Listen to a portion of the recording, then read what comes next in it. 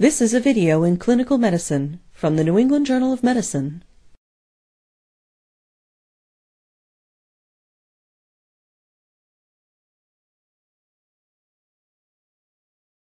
Diagnostically, arthrocentesis is indicated to rule out septic arthritis in individuals presenting with a single or several inflamed joints.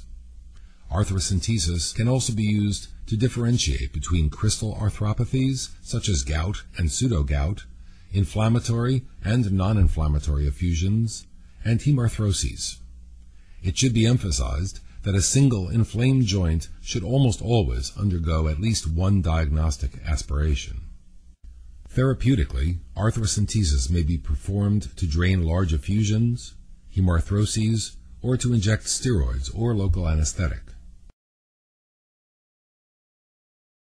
Artrocentesis should be avoided in patients with cellulitis overlying the site of needle entry out of concern of seeding the joint cavity with bacteria. Known or suspected bacteremia is a relative contraindication to artrocentesis. However, if there is a concern of septic arthritis, the joint in question should be aspirated. The safety of artrocentesis in patients with coagulopathy or who are on anticoagulant medications is not established. The relative risks and benefits of artrocentesis and the use of reversal agents must be individualized. Prosthetic joints are especially susceptible to iatrogenic infection, and the procedure should be discussed with an orthopedist prior to artrocentesis on patients who have undergone joint replacement surgery. The equipment you need includes a skin cleansing agent, gauze, 1 or 2% lidocaine, a 5 cc syringe and small needle for anesthetic injection, sterile gloves, a skin marking pen, an elastic bandage, and a sterile drape. For collection of synovial fluid, you will need 1 or 2 30 cc syringes and a 1.5 inch 18 gauge needle.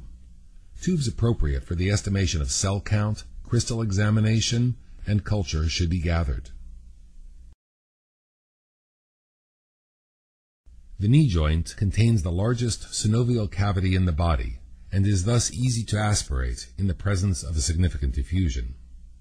The cavity extends from the suprapatellar bursa superiorly to the articular surface of the tibia inferiorly.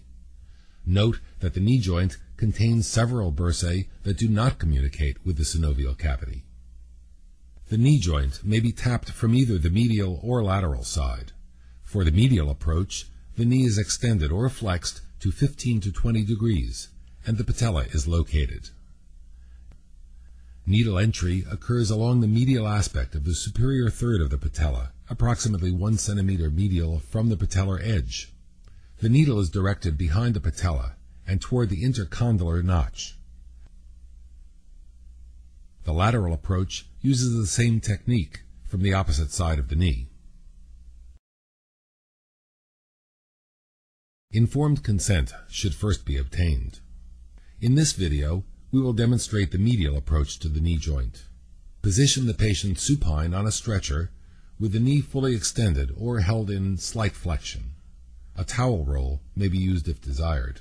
Identify the landmarks by palpating the edges of the patella. Needle entry occurs at a point 1 centimeter medial from the superior third of the patella. The appropriate site may be marked with a skin marking pen. Next, prepare the site. The skin is prepped with antiseptic solution, a sterile drape is placed, and the superficial skin is anesthetized with 1% lidocaine. Approximately 5 to 10 cc's of anesthetic is then injected deeper along the anticipated trajectory of the artrocentesis needle, with care taken not to inject into a blood vessel. After confirmation of landmarks, an 18 gauge needle with a large syringe is inserted posteriorly behind the patella. The needle should not come into contact with bone in order to prevent injury to the articular cartilage. Constantly pull back on the plunger as the needle is advanced. Once the joint is entered, synovial fluid will begin to fill the syringe. As much fluid as possible should be removed. If necessary, remove a full syringe and replace with a second empty syringe and continue the aspiration. The effusion may be milked to facilitate the removal of residual synovial fluid. The needle is then removed, the skin is cleansed, and the site is covered with a bandage. At the end of the procedure, make sure all needles are placed into appropriate safety devices. The appearance of the fluid should be noted. Normal synovial fluid is transparent and amber. As the number of inflammatory cells increases, the fluid becomes more opaque. Hemarthrosis will yield grossly bloody fluid. Aspirated fluid should be immediately placed into collecting tubes in the order of the priority of the diagnoses sought. An EDTA tube should be sent for cell count and differential, and a sodium heparin tube is sent for crystal examination. Ideally, at least 5 cc's of synovial fluid should remain for gram stain and cultures. Complications of arthrocentesis include iatrogenic infection, localized trauma, pain, and reaccumulation of the effusion.